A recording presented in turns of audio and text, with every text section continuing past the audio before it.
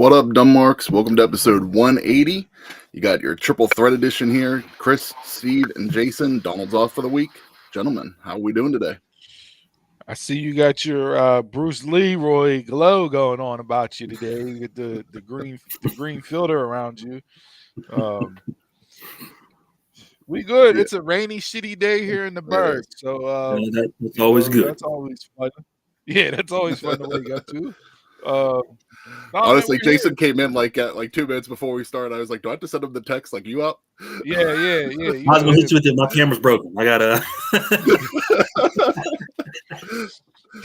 It's that lazy type Saturday where you can just stay in bed all day and do nothing.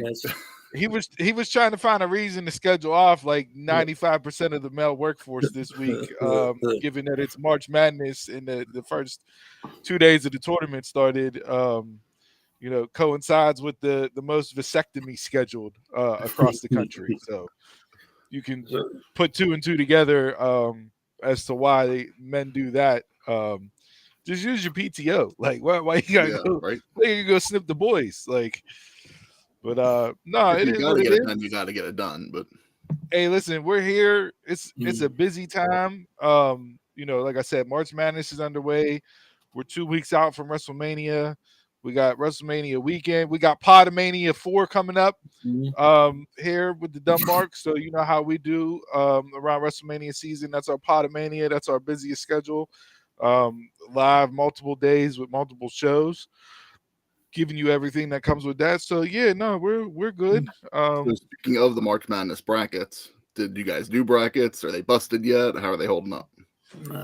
Late Wednesday night, my wife comes to do brackets.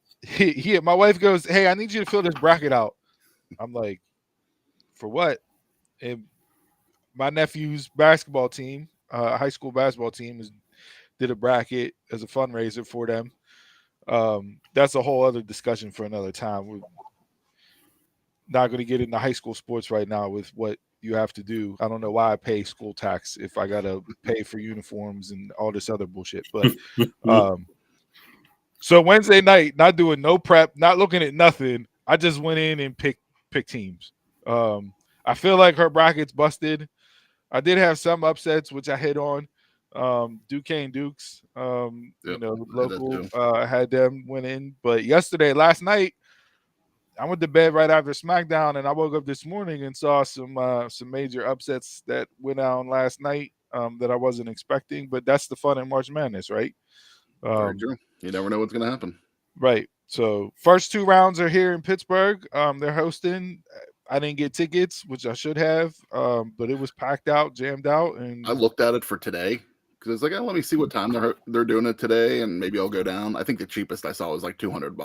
Like, I can watch it from home. Yeah. So when they initially went on sale, I think the session was like around maybe like 120 for the 4 games. Okay.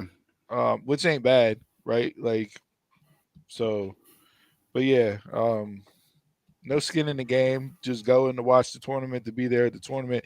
I want us to get a later round. Like, we're always hosting the first and second round. Mm-hmm. Give me a Sweet 16 Elite 8 type feel. I know we're not going to get a Final Four because we don't have a stadium to host the championship game in, but give me a Sweet 16 round, and I'll gladly pay for that. I will say the women's NCAA tournament, I'm way more excited for. Iowa is hosting first and second round because the women's is different. The first rounds, certain home teams get to host before they move to where they're going to play their regionals at. The cheapest ticket in Iowa, because it's Caitlin Clark's last 2 games at home, the cheapest ticket for the session today for Iowa was $650. Jeez. Superstar. I mean, if it's a once-in-a-lifetime thing for you to do, again, I can watch it at home. I can name more players in the women's college tournament than I can the men's. So that just goes to show you the shift in women's college basketball. I say it all the time. The women's college softball World Series is way more exciting than the men's college baseball World Series. Like, college athletics for women, the women's volleyball tournament, glued to that. it also helps that Pitt's very good and their season Mm-hmm. today. So, yeah, man, exciting time, busy times when it comes to sports right now. This is always one of my favorite times of the year. You brought up the tournament being here. There was a little bit of a negativity this week on the tournament being here because a lot of people were complaining that coming in from out of town, there's not enough to do around the stadium. It's like, and I was wondering, like, okay, like this is the second time I think like within 5 years that they've been here. Like, is this going to prohibit them from coming back now? Like, if there's not anything built up around. I mean, it's at PPG downtown. You got the casinos on the north side, and you have cultural district and different things. But yeah, it's in a way walking distance, but right, yeah. No, you're not going to get that as you would in some other locations. Yeah. Correct. Yeah. You're here to watch a game. Go home. Come watch a game. Go home. You got to make it a whole day, a whole night out type deal. Is there a McDonald's nearby? Then it's a night out. No, there's not. No, there's none. That's a discussion we've had recently. There's no fast food downtown anymore. Like Jimmy that's John's. saying something for our Jimmy downtown. John's, if you want to consider that fast food, Dunkin' Donuts. But yeah, it's like you can. There's a couple options, right. The waterfront is a little rush. So okay, like especially around food time. So people are traveling, but in a way, they're forced to travel around instead of setting up shop and like. Yeah, you're not just walking out your hotel room and got a bunch of stuff to do as you would in other locations. So interesting. Something else before we get into the hits and misses for the week. I don't know if you guys watched it. There was a documentary on this week, and it kind of pertained to our childhood a little bit, and it was a really good documentary called Quiet on Set, focusing about Nickelodeon. We don't get into the mess. I thought we don't get into the mess. I just wanted to see if you guys watched it and what you thought. I saw clips on the timeline. I didn't know anything about it. I believe it's on. You can go on Max and watch it, and I think Hulu as well. Some really foul shit. Very dark, very uncomfortable to watch. But yeah, a lot of those shows I didn't really watch on Nickelodeon. That was kind of I was out of the Nickelodeon phase at that time, minus like say Ren and Stimpy and a couple other things that I would occasionally throw on if there's nothing else on. But yeah, I didn't watch Drake and Josh and the Amanda Show and all those other ones that. I mean, or like they definitely started like with all that, in the Keenan and Kel show. I was like in the beginning of all that. I didn't get too far into that. Like, all that and Keenan and Kel might have been the most I watched on there. Yeah, and then I mean, it worked all the way up. Almost 20 years of him working there. Here's how I know. Like, I didn't even know Ariana Grande was from Nickelodeon. I didn't. That's how out of it that I was. Like, had no clue. So.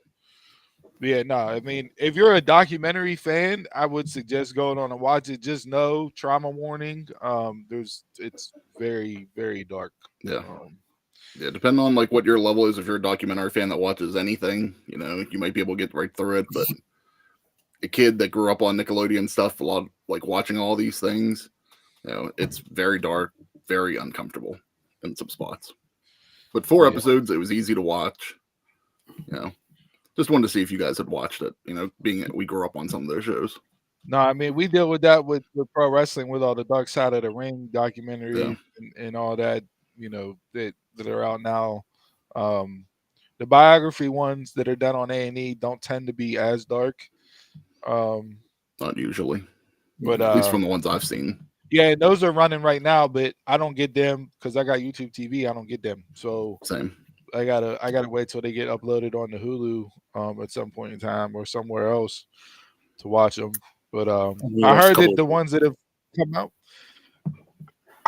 have come out this year have been really good. Whether it's John Tenta, Earthquake from WWF, Scott Hall, Randy Orton. Like, I heard they've been really good on both sides so far.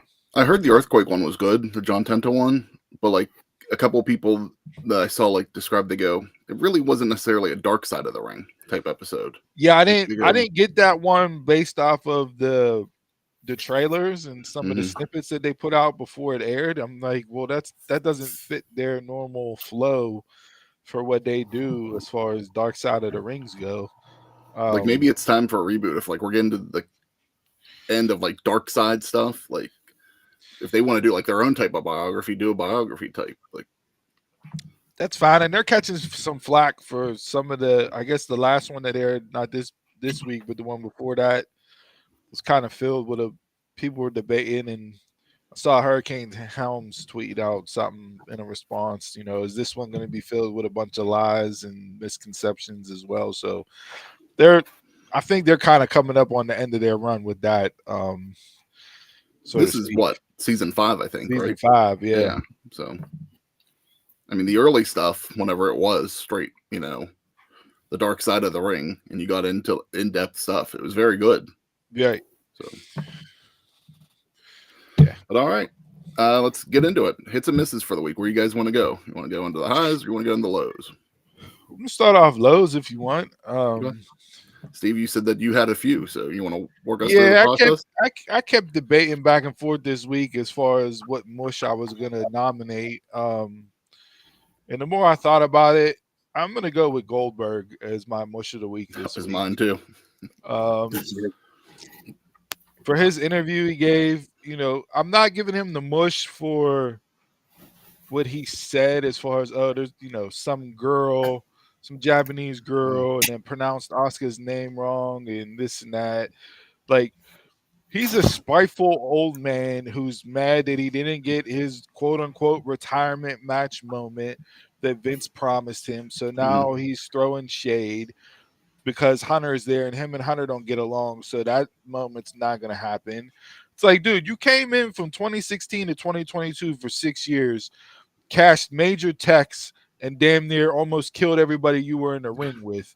You got a title run out of it. What more do you want? It's like you're edging on the Ryback stage of the Spectrum scale. Yeah. Even like whenever he was gone. Yeah. Go ahead, Jason. So there's been a lot of that this week between him and Rousey, just both spouting off at the mouth. Everybody's coming out. Rousey, I mean, she a little bit. Like, she was there more recently, a little, but even some of the stuff she was saying didn't make a whole lot of sense as well. Like, bad mouthing Vince, but yet you left and then you came back. So if it was that, but yeah, I just like, you made back to Goldberg. Like, you made a bunch of money. You did it for the Saudi checks. You did it for the big WrestleMania checks. You ended the title reign of Kevin Owens, which didn't need it done. Like, you did all these things. You had the feud with Lesnar, which was 14 years too late. Like, all this stuff where you could have drawn even more money if you would have stuck around and did it back in the day. Yeah. And yeah, you just sound like a bitter old man right now. Like, who cares? Like, not everybody is going to get the WrestleMania retirement match moment. Look at Sting.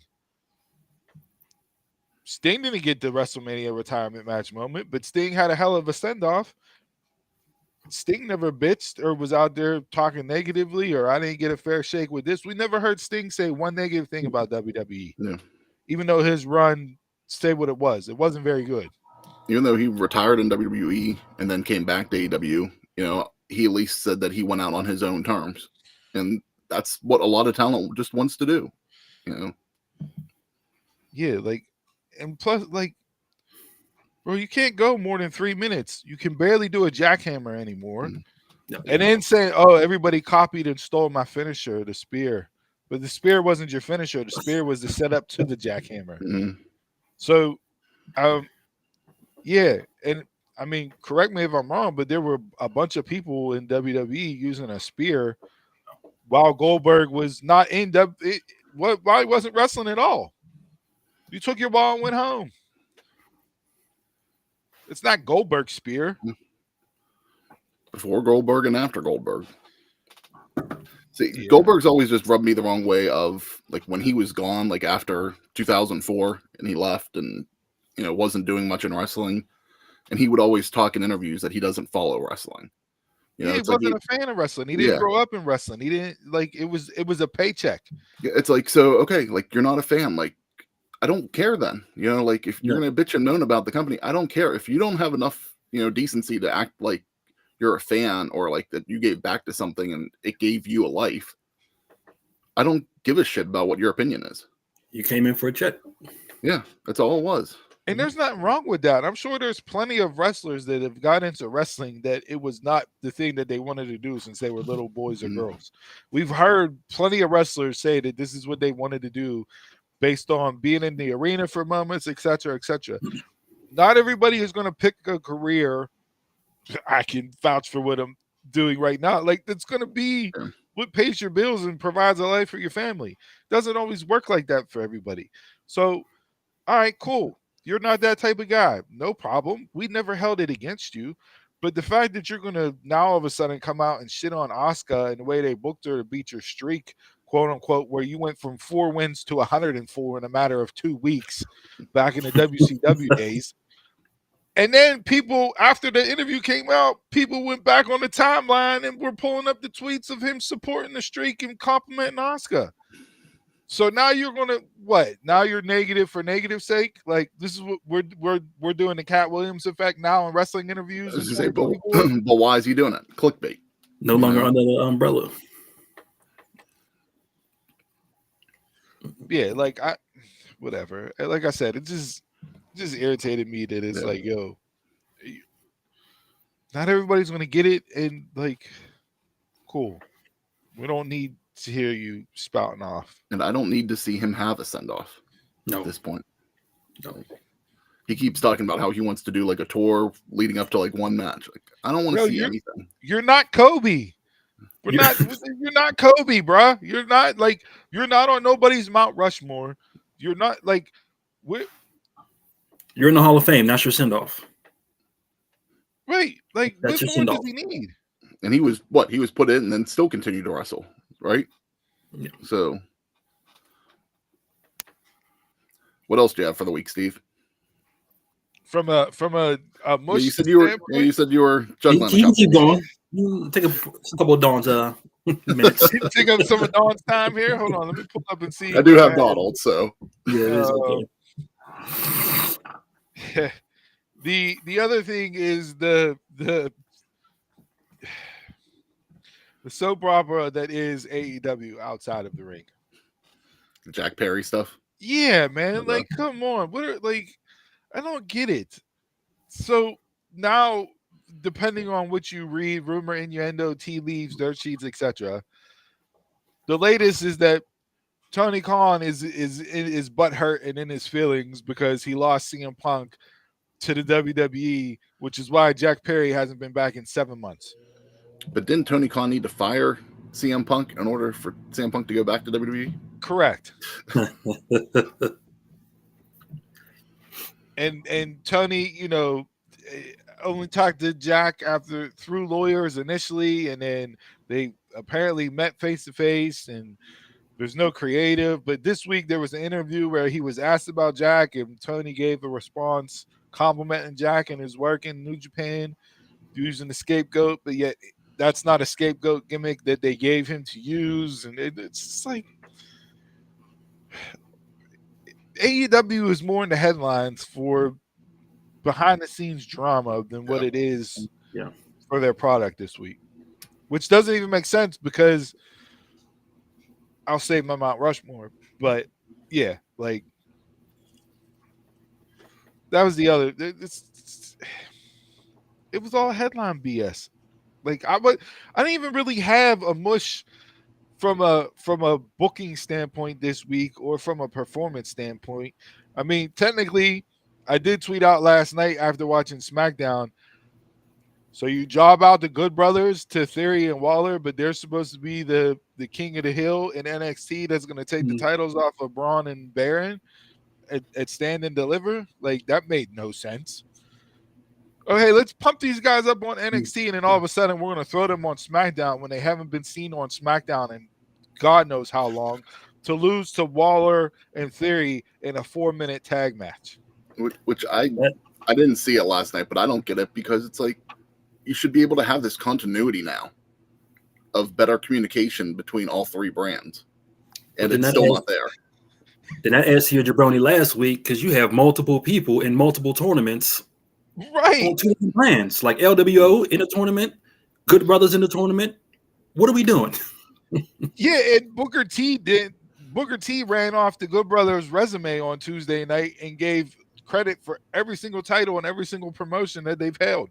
You heard TNA tag team champs. You heard IWGP tag team champs. Like, so you ran up the resume. You pumped them up. They've been presented as, the big brother coming down to NXT to handle business and get right type deal, which is fine. I got no problem if you're not using talents on the main roster and they can benefit NXT.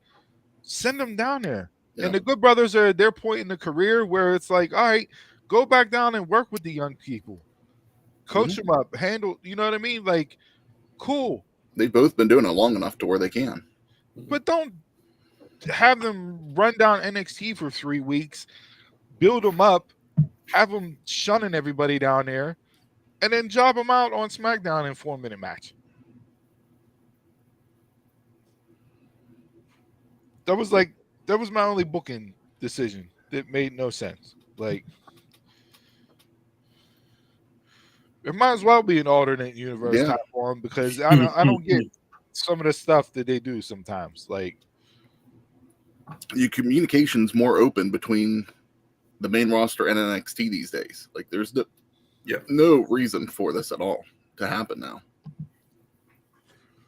So now what? They're supposed to win this triple threat tag match on Tuesday, I guess, if they're having it. And I'm supposed to believe that they're going to beat Baron Corbin and Braun Breaker, which is a whole other thing because you have the title on 2 guys where one guy got a video package on SmackDown last night, hyping them up as the next big thing. So does that basically make it seem like they're on the main roster, they're not good enough to defeat the caliber of talent on the main roster, but they're good enough to beat the caliber of talent on NXT? So doesn't that make your talent on NXT look a little bit weaker? That's top, yeah. But the champs on NXT has one guy that's on SmackDown. So this should be how you send them off.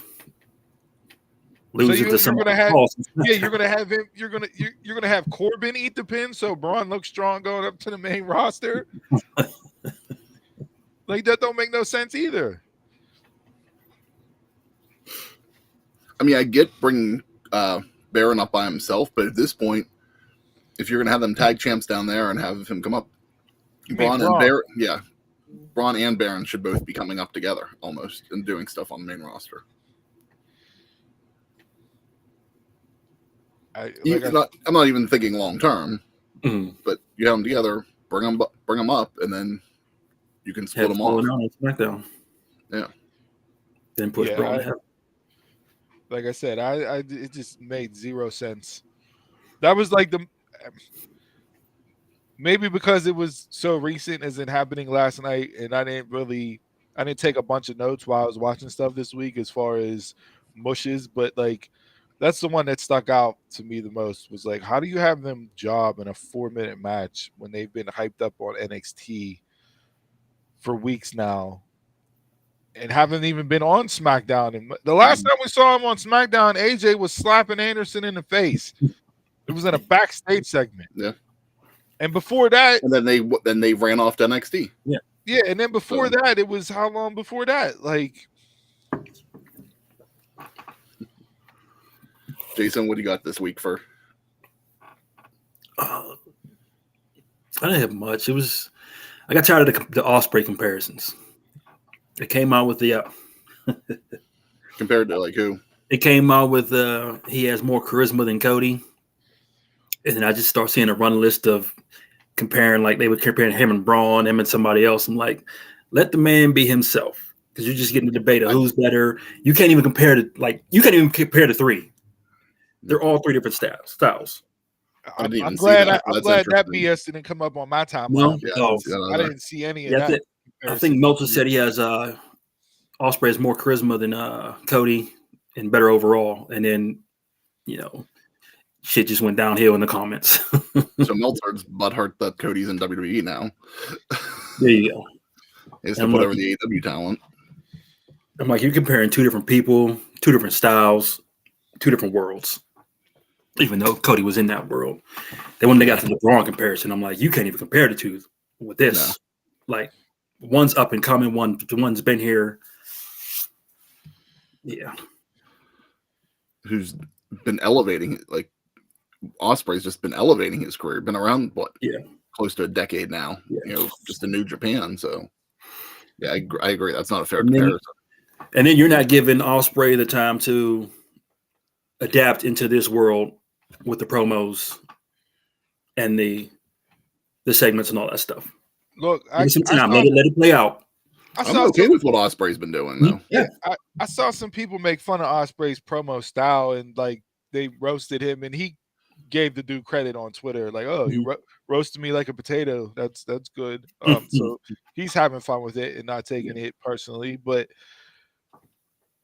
it's like, yo, he's arguably the top babyface in AEW in a matter of 3 weeks. Mm-hmm. He's had 2 matches and 2 promos, and he's knocked everything out of the park to the point where he's number 1 on the babyface side for me in AEW. And I cannot wait for this upcoming Wednesday night. Yo, the only thing I don't like is that Shibata is being the one that is like now you can spin it. You can spin it and say Shibata's the litmus test, and Danielson and Ospreay are having these tremendous feuds because Shibata is Shibata, which is absolutely the case because Shibata is that good. And him and Danielson, arguably match of the week from this entire week from Collision last Saturday. So I got no problem, but it's just like, yo, he got to eat a pin to both guys and be the one. But I get it. I can, in like a 2-week time frame. Like, I can kind of roll with the story that they're telling, but yeah, bruv, like bruv is over. Okay, the Billy Goat's here. He's over. Like, so what? Why are you comparing him to somebody that's in WWE? Yeah. He doesn't. It's just like anytime like you bring this up, like, okay, Cody's going to be the next this, or Cody's going to be the next Cena or whatever. It's just like, I always like when people always say, I don't want to be the next Cena or whatever. I want to be the next. I want to be the first Cody Rhodes or whatever. It's like, yeah, just let him be Will Ospreay in AEW. Like, let him do his thing. Let him create his own momentum. It doesn't need to be a cookie cutter at all. Not everybody gets over in the same way. Yeah. If that was the case, everybody would be over. Like, it's Baskin Robbins 31 flavors for a reason. People are going to gravitate and like who they like for their own reasons. Whenever everybody gravitates and likes the same person, then that person's freaking over. It doesn't matter what he does or she does to get over, or they in the form of a tag team. Over is over. And if you can get over, get over. The only comparison I'm going to make between Ospreay and Cody is that I see them getting over in a similar way that I think people like Cody. Like, it wasn't like they liked him wrestling and everything, but they liked good guy Cody. They liked him because, they saw like how he talked and, interacted with people. And Ospreay coming out and just being bruv every week, I think people are loving that personality a little bit. And like they're picking up on that, and it's gaining some momentum with him each week. Like Roman called out Cody for the politician aspect of Cody, and that was good in the promo last night. And you can put some of that on Cody, that he is a bit of a politician, always dressed to the nines, kissing babies, shaking hands, signing autographs, being the last one there, like, and he hasn't delivered. Great. I love all that.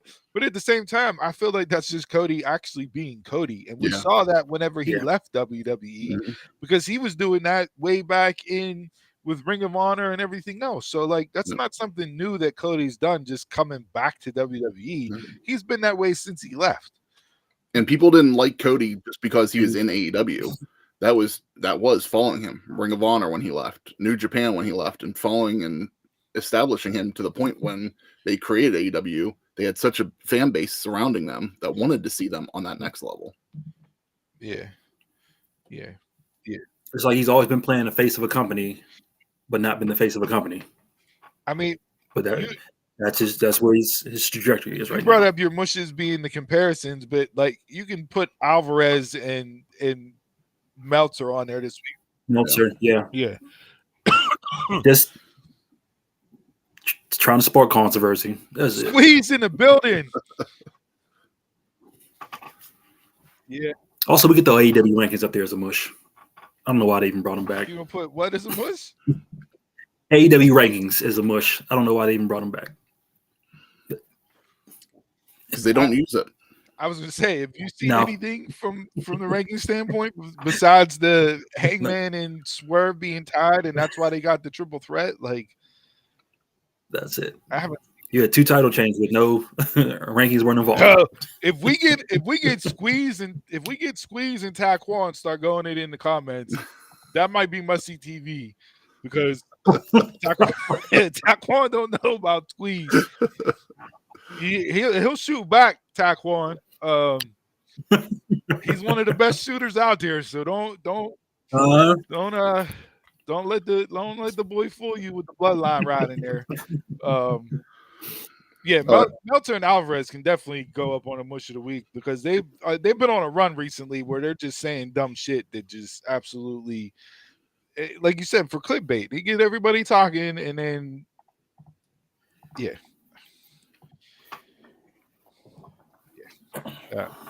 is what it is with that. So, all right, we'll get into Donald's for the week. He has a 1A and 1B. So 1A, only thing I have to say is get Ridge Holland off my screen. Donald Stay coming up with these NXT.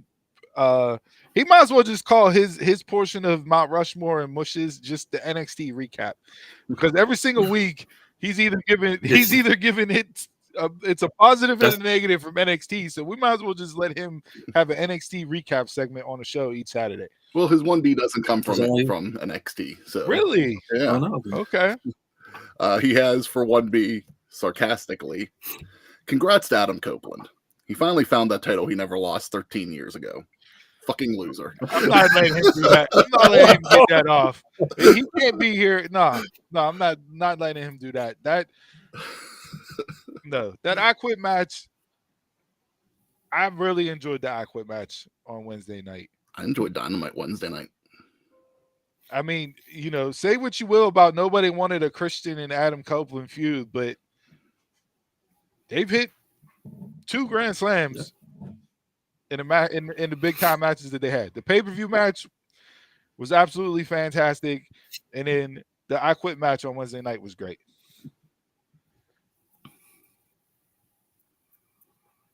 But I'm not letting him come on here and shit on Legends when he's not here. Speaking on NXT, I'll throw myself in there as a jabroni. You posted that picture with Drew and Carmelo. Yeah, with that. And the way he was angled, he had a fresh fade. So they the whole thing came to NXT where he was a security guard and had my man up top. I'm like, okay, is he just having a haircut? I seen the first dude come down I like Carmelo. But he too big to be Carmelo. Got me. Yeah, they got you the security guard Swerve. Yeah, I was like, that looked like Mello, but his guns were just like ripped. Yeah, he might have had some curls before he went out, and had that extra medium shirt on. A couple of 100 curls, man. Yeah. He might have looked like me in the parking lot before I went in the Club Zoo back in the day, hitting the curl bar, going in with the sweater vest with no t-shirt on. But yeah, look, that was kudos on the Swerve because it got me to I was there, and then the way that they were shooting the angle in the ring, I'm like, oh, he's a security guard.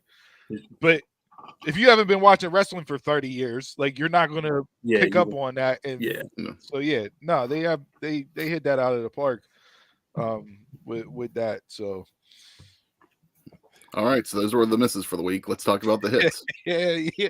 Mark, all big push-ups in the parking lot. What was your miss, Chris? Goldberg. Yeah, I had Goldberg. Oh, yeah. Yeah, we had Goldberg. Yeah. I don't like it when me and Chris are on the same wavelength. It's not good for this show. I don't see us being on the same wavelength for this next round, so you'll be surprised because kick us off, Steve. Let us know what your hit was for the week My Mount Rushmore for this week is AEW in general. as a whole. Okay. From Collision to Dynamite and Rampage, the 3-hour block on Wednesday. Absolutely loved everything they did. Collision, fantastic matches. We touched on, the Danielson Shibata match. Garcia, and I forget who Garcia wrestled on Collision. But that was a good match. I like Claudio and Lance Archer. And then it rolled right into Wednesday night. Everything that was there. The Swerve match announcement. Pac coming out to challenge Okada. We got the Ospreay and Shibata match this coming Wednesday. The I Quit match. And then in the Collision, my favorite match from the AEW this week, the women's street fight. Those four women tore the house down. Yeah, I love that match. Like, it was tremendous. I what thought Mercedes saying she's had more street fights than any other woman in AEW. Like the happy-go-lucky character. Yeah. Yeah. Thunder Rosa getting a pin over Toni Storm. Mercedes placement and what she did. Not particularly happy with her promo. I need you to get over the aw shucks promo. We get it. You're here. You're good. Cool.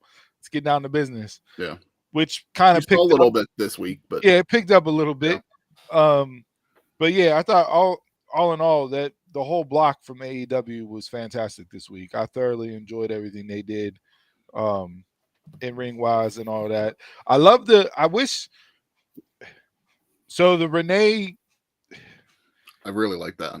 I really liked Renee giving like the sideline reporting, standing at the bottom of the ramp in between entrances and that. But keep her there and let her do that.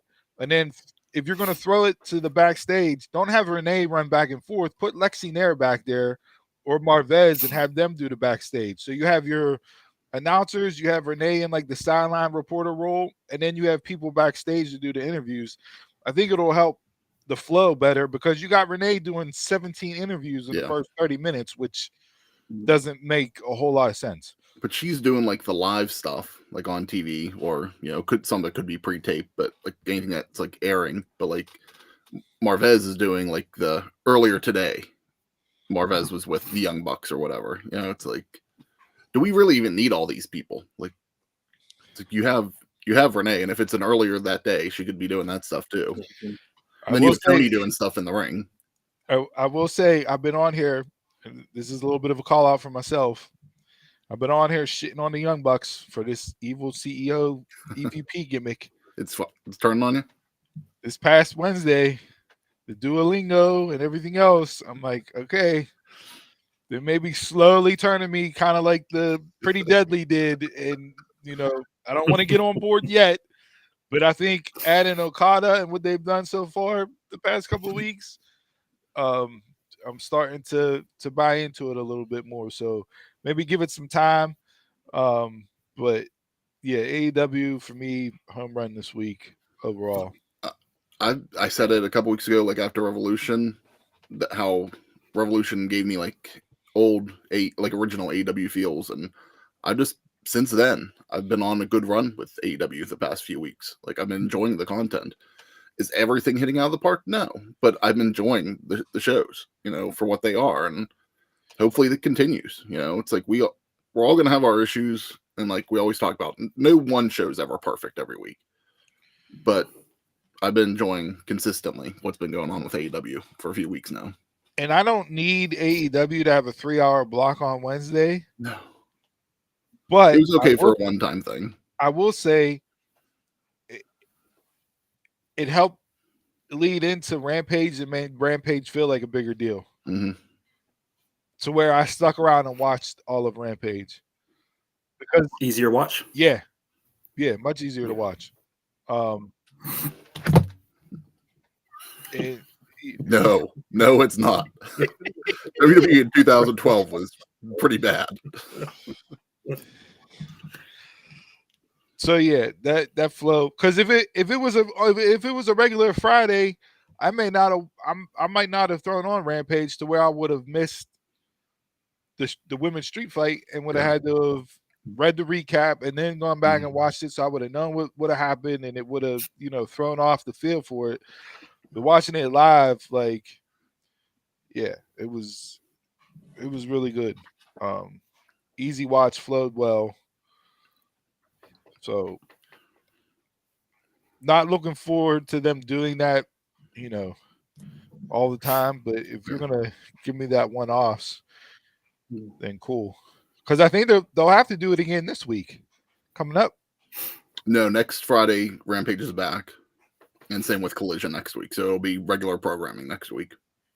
Well, how are they going to do that with the tournament? They must be. They might be throwing it on TBS or True TV or something. Yeah, because they said next week it'll be back to regular times for everything. Okay. Mine did come from Dynamite this week, though. And I got to give it to Okada. He beat the bum. I got to give it to him. Hey. I don't need the belt. I didn't need the belt involved with it, but long may Okada reign. Look, man, I'll let you have it for Okada with the win, but I'm not going to let you have it because Kingston. Keep the bum on Ring of Honor. I don't need him on Dynamite or anything. He can stay on Ring of Honor. No one's watching it. Stay there. Kingston showed that he can hang with the best of them. No. I was getting so tired of Kingston going over on everybody the past couple months. I was so glad never Okada won. Dude's a bum in the ring. Like, honestly, like I'm not even like like normal hate here. Like he's terrible in the ring. Hate. It's normal hate. I was watching this match just going like, really? Like what do I like? I don't like. I get people like him. Like I can see that aspect of it, but I don't get what people like about him in the ring. They like because they can actually relate. I guess. They can actually relate. That's how they probably would move in the ring. They see themselves in him. Again, I wouldn't be any better, but I'm not trying to. Look, we are not going to have this Eddie Kingston slander on here, okay? It's needed. It's needed. It's my week hosting. We're going to talk all about Eddie Kingston.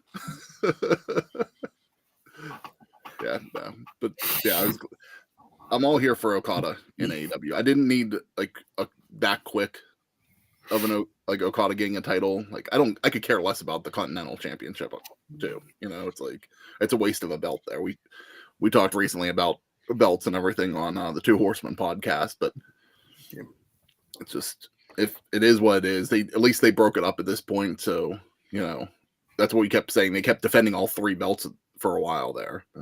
So what's the other belt? No, it's the New Japan Strong, and then the Ring of Honor title. Okay.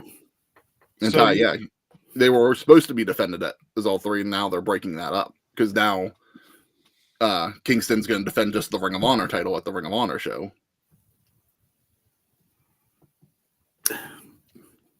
Make it make sense. I think so. Now it's no longer the Triple Crown title. It's going to be Continental, New Japan, and back to Ring of Honor. Well, I'm going to be so torn on that feud if and when they do that because Britt and Mercedes are two of my top 5. Is Britt injured? Yeah, she's out with a back. She's been out with a back. They just didn't announce her as being out with a back injury. So it's like I see her going around to doing like making her rounds for media and stuff, but just like why isn't she on? Yeah. All right. So you're not going to give the LOL TNA moment to hiring a person and immediately giving them a belt. We're not going to shun Okada for that. Huh?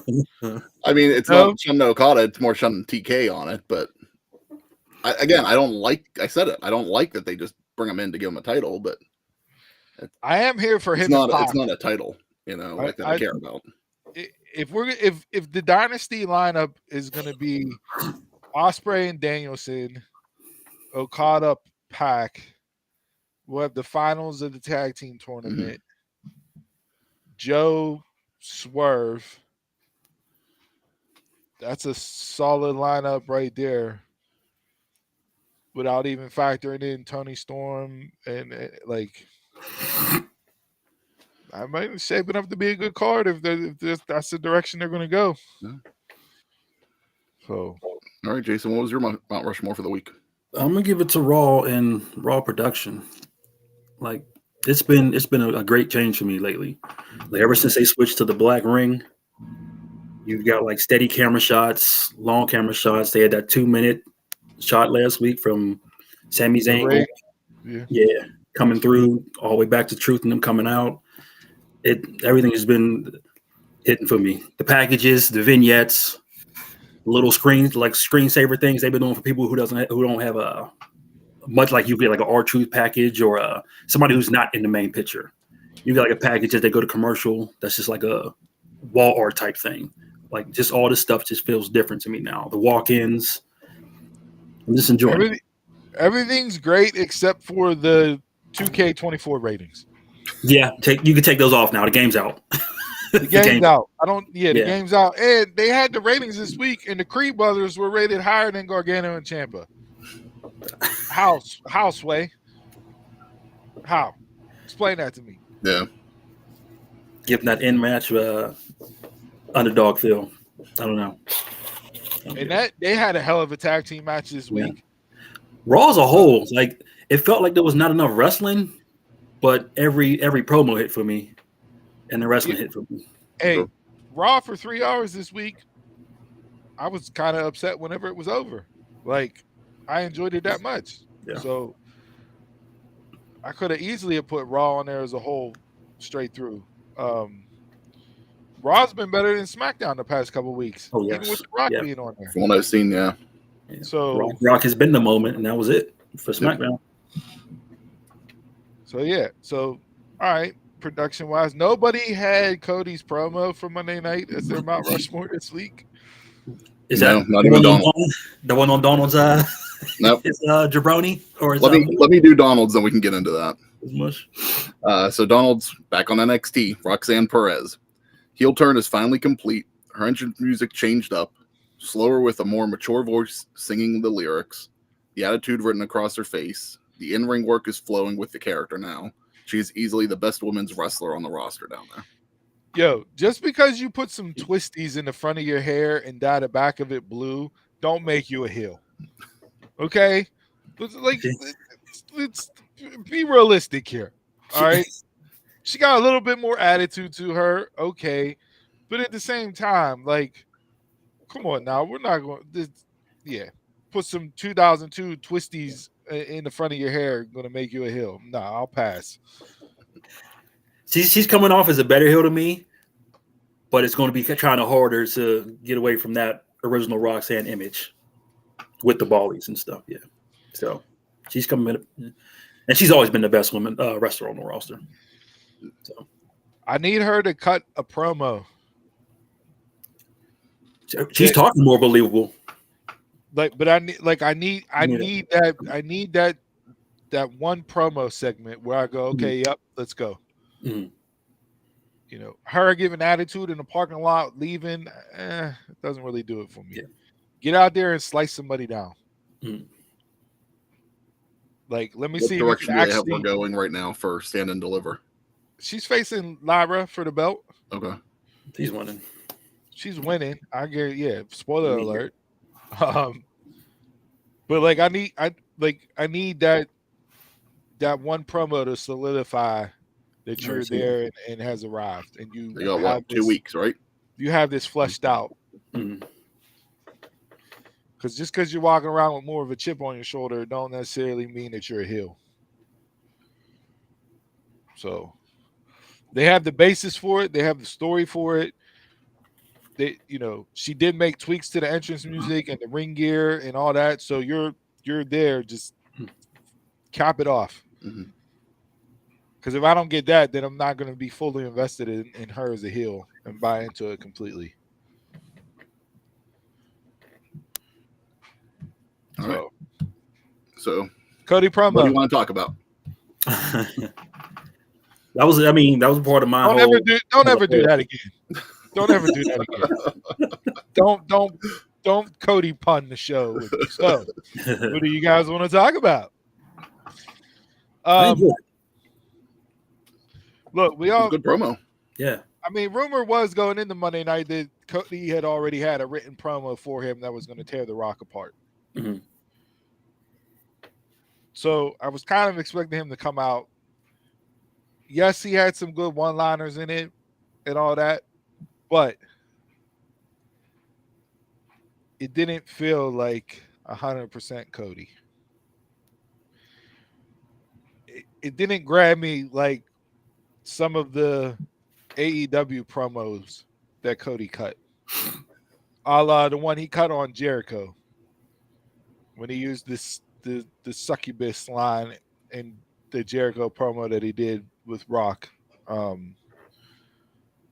It was like 95% there, and I was still missing 5%. Like, it wasn't oh my god, I'm gonna put this in my top 10 promos of all time. Like people were making it out to be. Yeah. But no. It reminded me, I forget who it was. There was a promo Cody cut in AEW a couple years ago. And I forget who it was that he wrestled. Maybe one of you guys will remember, but he just like looks at the camera and he goes, "You stupid dick." And that's kind of like the energy like this promo gave off to me, is the same promo from that. Yeah, like maybe when The Rock comes back to Raw on the 1st, we'll get him and Cody in a face-to-face, a la like him and Roman last night. I much like what he said to Roman last night better than what he said to The Rock on Monday night. If you take away the shock and awe of the LDS, little dick syndrome and calling him a bitch and an ass, like take the shock value out of it from Monday night. I much like the promo last night from a substance standpoint. So I need him and Rock face to face. I enjoyed Monday because I just like, I guess Friday it felt like Roman wasn't up to the plate on the exchange Last night? Yeah. See, I like what Roman did last night. He took parts of what he said on Pat McAfee show during the day, and expounded on them more between them. Like last night's promo face off was it was the one-upmanship as far as you're stupid, you showed up here by yourself. Yeah. And it was I'm not that big of an idiot. I brought backup too because I know you can't keep your word. Like David said earlier, I think it needed to be more intense for me. You're getting to the build up here. Yeah. Like you get almost at the final moment. Yeah. You want that intensity there. Yeah, that's what I was going to say about on April 1st when The Rock shows up on Raw. Like, I need Cody to take the tie off. Yeah. I need him to, like, get up in the man's face and say to his face, kind of like take Seth Rollins' role put your chest a couple weeks ago. Yeah. Accept it. Yeah. Roman going through the motions.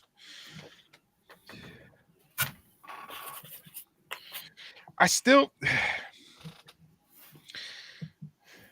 going to save this for the Podomania broadcast, right? So we're not going to get into predictions and breakdowns and all that for this. But as it stands right now, I'm still more interested in Rock versus Cody than Roman versus Cody. I am. So what are they going to do over the next 2 weeks to get me to flip that around? Probably nothing, honestly. I mean, because you still especially if you're going to build Rock and Cody on the Raw before. You still have the finish the story aspect. That's just going to overtop everything. But I'm actually more invested in Rock and Cody. I need something more than finish. Finish the story was great last year. Finish the story tagline is not going to get me over the hump this year. Not whenever you add in the additional pieces that are on the chessboard. If Rock wasn't involved and Seth wasn't involved, then I can rock with the finish the story tagline and cool, we can ride that wave out. But there's more players involved now, and I need something else to get me over the hump as to why I need to care and be fully invested in Cody beating Roman on night 2 in the main event of WrestleMania 40. Because just for him to win the title and finish the story, from my fan perspective, is not enough for me to fully buy in and back up Cody completing the mission. Mm-hmm. And maybe I'm making it too difficult and I'm making it more complex than it needs to be. Maybe it is as simple as he needs to just finish the story and cool. But it's losing a lot of sizzle the last couple of weeks. And I need the fajitas to come out hot. And right now, they're starting to come out cold, and I'm not eating a cold fajita. You've been building up for a year, because we all came off of WrestleMania last year, and he got in the feud with Brock and everything. Like you could tell they were trying to keep building him up. So it's like you had a year to build this up. It should be there. Yeah, people were more invested in Cody picking Roman at the press conference. Absolutely right. But even at the press conference, it was overshadowed by Rock slapping Cody, so it turned into Rock versus Cody. Yeah. So yeah, I don't know. I mean, and hey, maybe even it could lead up to night one, and they do something to make me tip over to night two, because that could totally be the case as well. I'm not going to just have it.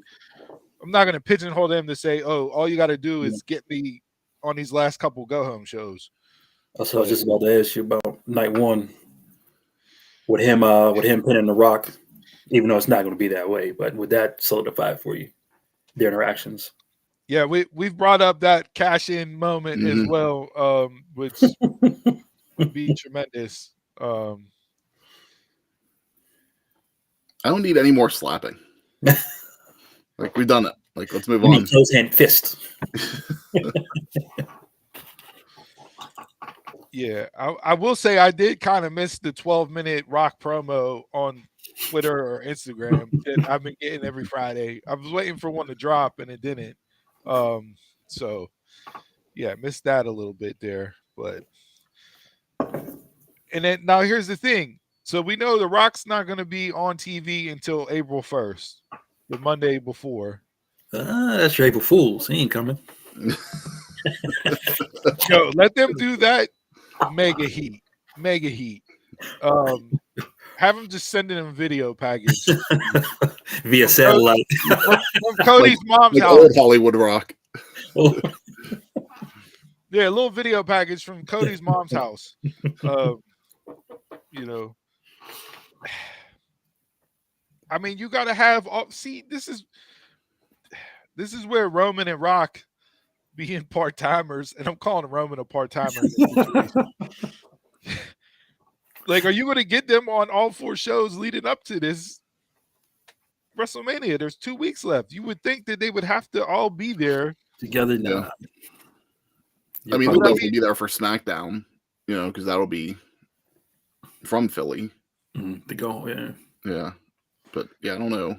I don't think the SmackDown, did they announce SmackDown before Mania, that Friday night before Mania, I don't think we're going to get anything of substance. It'll all end the Monday on Raw. Probably. It'll be that WrestleMania SmackDown like they've been doing the past couple years. Yeah, that's where you'll get the Andre the Giant Battle Tag Royal. Team Gauntlet match. Yeah. There's not going to be anything of substance on it's that. It's your WrestleMania pre-show match. Yeah. I don't know. Have they announced anything for next week? Like, have they said Roman's on? Or no, nothing. So that's kind of interesting. A week before Mania, and only having like Cody and Seth, no Rock or Roman. Like, you would think you'd want to have one of the heels, to play off of. And this part of the show is for our Drew McIntyre appreciation. The man continues to just be absolutely scorching earth hot on fire right now. Like, the tweet with Mello talking about, you looked a little lighter after you dropped that 240 pounds. And I'm like, oh, he's talking about Trick. But then they showed the picture of Punk, or Trick with Punk, or one of them, or Cena, and then dropped. So I was like, oh, Drew's hitting. And then last night, did you see him, the picture on the side of the truck? Was that the Stardust one? Yeah, changing Cody's face in the Stardust. I did not hear that rumor. No, I didn't either. But I'm glad you brought that up, Mark, because that's going to get us into the game for the week. All right. So the game for this week. Hold on, before we do the game, do we need an ECW tribute on Friday night? And do you trust WWE to do an ECW tribute Friday night? No. If Paul's running it, yes. Wait. Clarification. A whole separate show. Oh, okay. Okay. Yeah, if they're doing something. Oh, okay. I think it's like Dudley's are going in. Is it like the 2300 Arena Hall of Fame? I think. I think the Dudleys are going into that weekend, so that might be it. But so we've done Mount Rushmores in the past for Taquan's tired of ECW tributes, but he gets on here like New Jack every single week. This guy's unbelievable. So this week's game is I want to know everybody's ECW Mount Rushmore.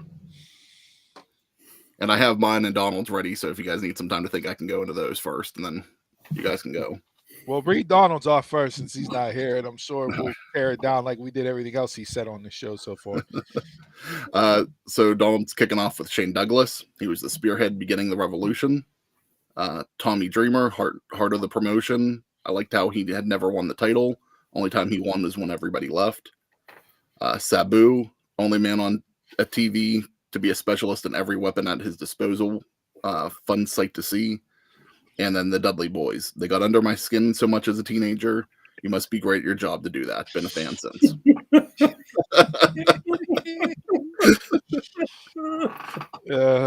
got here? RVD, Dreamer, Sandman, Balls Mahoney.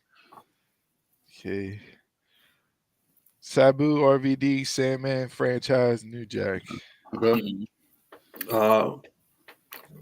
Kimono Wanalea. Automatically. For one reason. For one night only when he stands atop the ECW arena. Dudley's, New Jack, and I will put Sandman up there.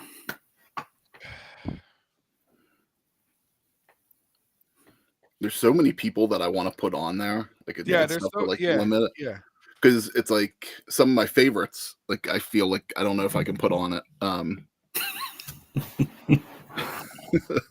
I'm gonna go. Hey, Francine deserves to be up there. I'm gonna go Paul Heyman. I mean, there would be no ECW without Paul.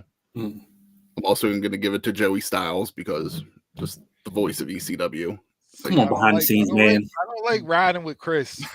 Ring setup crew and who else, Chris? Give me one more. The one on the handicap. I would go Shane Douglas. You know, it's like Shane had, he kicked off ECW, and then Taz. I got to give it to him too. Just like he's part of the reason why I watched it. But at the same time, Dudleys are my favorite tag team of all time. And then again, Tommy Dreamer was the heart and soul. So I hate to leave them off, but Joel Gardner. the stud buffered himself. Austin Foley. Mark, you definitely stole some Gardner pickup lines and tried to use them yourself. Well.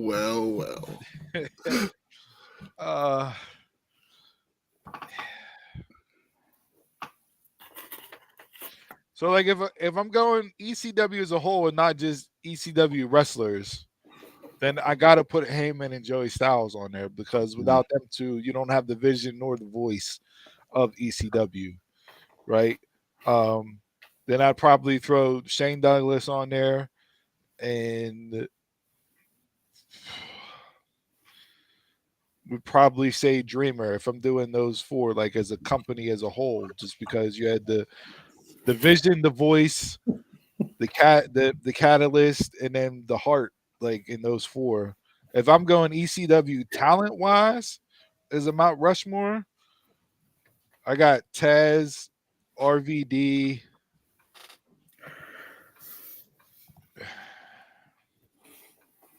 Shane Douglas, Sabu. But how do you leave Terry Funk off? Even though, like, is ECW what it is without Funk? Like, there's just so many. Yeah. That's we were all fans of ECW here, so it's like We all watched it for a long time. Yeah, like how do you Raven. not have Raven on there? I mean, I never liked Raven. Yeah, but him and Tommy's feud was some of the best storytelling in all of wrestling.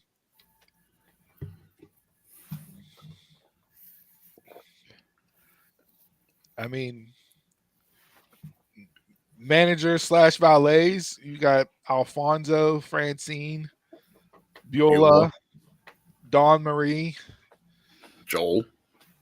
Gertner.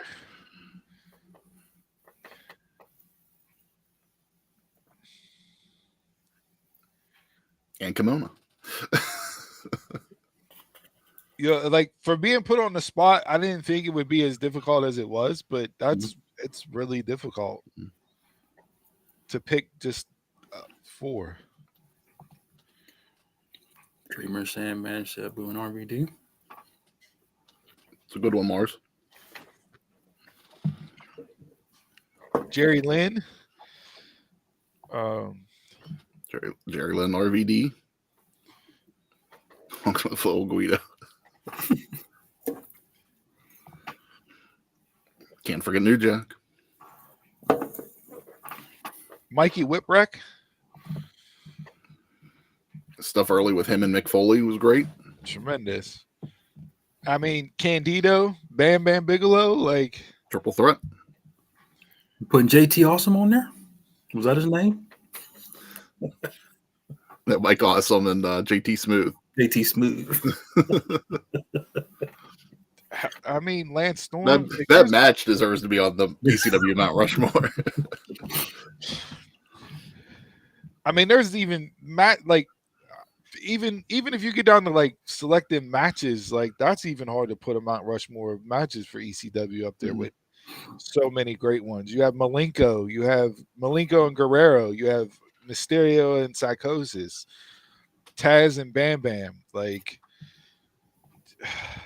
got just the Dudleys here. The whole Dudley clan. The Dudleys from Dudleyville. Big Dick Dudley, Spike Dudley. Yeah. Too Cold was a great addition to the roster.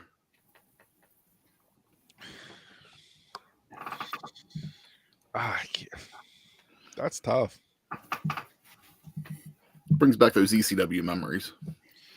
Ray was pulling Too Cold Scorpio last night. He kept on calling the 619 doing regular moves. That was like,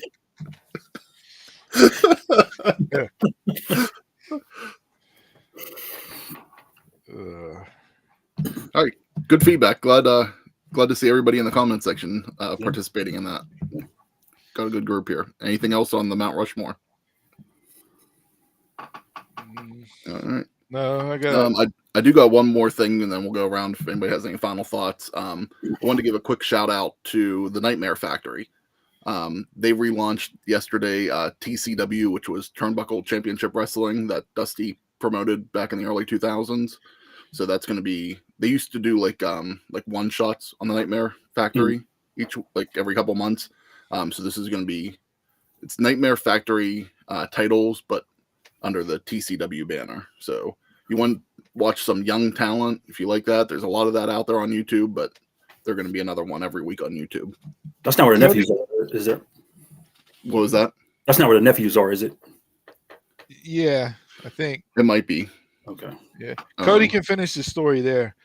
But yeah, it's like so Teal, Cody's sister Teal, she's kind of like they call her the EVP down there. She kicked off the show.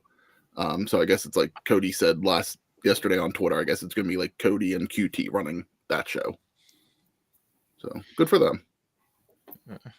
Yeah, might see some decent talent come out of there. Yeah. What else you guys got? Couple quick hitters for me. One, Triple Mania. They announced their card for AAA 32 in Monterey, and it will be headlined by Alberto El Patron, so Alberto Del Rio versus the wanted man himself, Nick Nemeth, aka Dolph Ziggler. for the vacant heavyweight title. Oh, it's vacant. I thought it was Del Rio holding it. Okay. No. I believe it's vacant unless I read this card wrong. But it's like, what are we doing? You have Alberto Del Rio versus Dolph Ziggler for the AAA. That feels like 2014, 15, however ago. Yeah. TNA announced that their classic TNA wrestling DVDs are coming to TNA Plus, featuring all the documentaries, all the documentary features and extras in the history of TNA Year One and TNA 50's greatest moments. So if you're not, if you haven't signed up to TNA Plus, get on there. They have a great catalog, and they're just continue to add to it moving forward. And then lastly for me, well, two other things. One, Motor City Machine Guns keeping up with the TNA feel. Their contracts are allegedly up and haven't re-signed yet. TNA did sell out the ECW Arena last night and tonight for their TV tapings. I believe they're taping 4 episodes there over the 2 nights. Building up to Rebellion. Yeah, so not sure how contracts are going to shake out in TNA. I saw some scuttlebutt that they're only offering per dates with higher per date premiums, and not necessarily giving contracts. But Which is the route they went down before. Yeah, I don't know. But yet they just signed Hammerstone to a deal, and they extended Alexander for a year. So I don't know how the contract situation is going to shake out. I'm not going to talk about who I saw a couple of the results from last night. I didn't see all the spoilers, but I saw a couple of returns at the ECW Arena last night. People that had previously been there. So I think that's where it kind of got talked about that it's only like per appearance. And then on a case-by-case basis too. Yeah, and then lastly, I saw going around because we have WrestleMania season with the WWE Hall of Fame announcements and that. I saw Rick DeMarto Martel is not in the WWE Hall of Fame yet. I saw a picture of him and I didn't even know it was him. Is kind of I'm like, how is the model not in when you look at some of the people that have gotten in? Yeah. Agreed. But what have they always talked about? It's always people that that might be close with the company still, and if they're not really in communication with them unless they need to reach out to them. Yeah. And then Bray Wyatt is not getting in this year, but that's based on the documentary that they're putting out. So they didn't want to do the documentary plus induct him at the same time. So, which you would think that they would want to do that, like hype everything all up at the same time. Yeah, we'll see. But it's usually what they've done in the past, but it's okay with them changing up the model from time to time. So I am excited to watch the documentary though. Yeah. That comes out on the 1st, right? Yep. April 1st on Peacock. Peacock. So anything else? Nope, I'm good. All right. Thanks for doing. I'm gonna give let me give somebody else my mush real quick. Okay. So I'm on Instagram. As soon as I log on, it's ass shaking. I scroll, ass shaking. I'm good. My phone refreshes. Normally it's ass shaking. No, this time it refreshes. I get, what's up, guys? It's your boy Chris from the Dumbmores, talking UFC Prime on my timeline. Now I never see anything Dumbworks at all. I have the legit. Well, that's because you never share anything. You don't promote the podcast. You're a terrible co-host. I'm not promoting ass either. But all you do is search for ass. That's why it keeps popping up on your timeline. Change your algorithm. Maybe get our videos playing a little bit more so we can grow the show instead of you just watching Old Spice or Spicy, whatever the Ice Spice, shake your ass at work. You know how long it took me to find that video again, Chris? Thank you. Which one? My video or the ass shaking? The ass shaking. So angry that you had to turn your hat backwards. That's you, Chris. Look like a chef at a hibachi restaurant right now. So you're mad because Chris's face interrupted. He interrupted my your ass work shaking. session on Instagram that you get to watch every day while you're in the break room. I say I'm a change, but I'm like Sting taking off a Sting mask. It's. I'm sorry, gone. I blocked it, man. Hey, thanks for tuning in. You don't tuning necessarily in, need to Dave, see every this face when you're trying to look at that. Yo, seeing your face and then immediately trying to watch a twerk video is not gonna happen.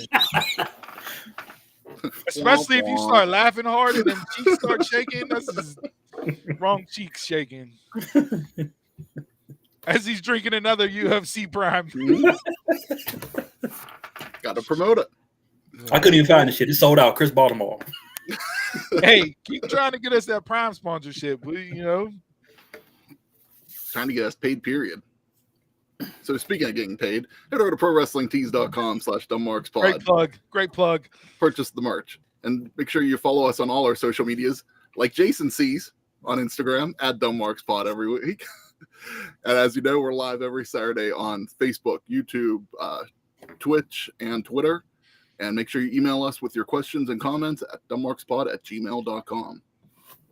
Anything else before we sign off, gentlemen? No, I'm good. So we can let Jason go and get back to Instagram. Well, pretty much, yeah. Let me do my thing. All right. The quote of the week for your Monday motivation: stop hating Monday. Be a professional and hate the whole week. So until next time, guys. You ain't even going to Mania. Get your ass out. Oh, that's You definitely go. my bad. I thought that was Jack on.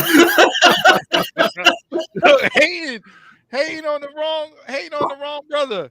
I just seen shirt, thought it was that corn bitching. Again, You hating head on over a to light-skinned brother. prowrestlingtees.com/dumbmarkspod. You can get that t-shirt in time for Mania. All right, guys. Until next time.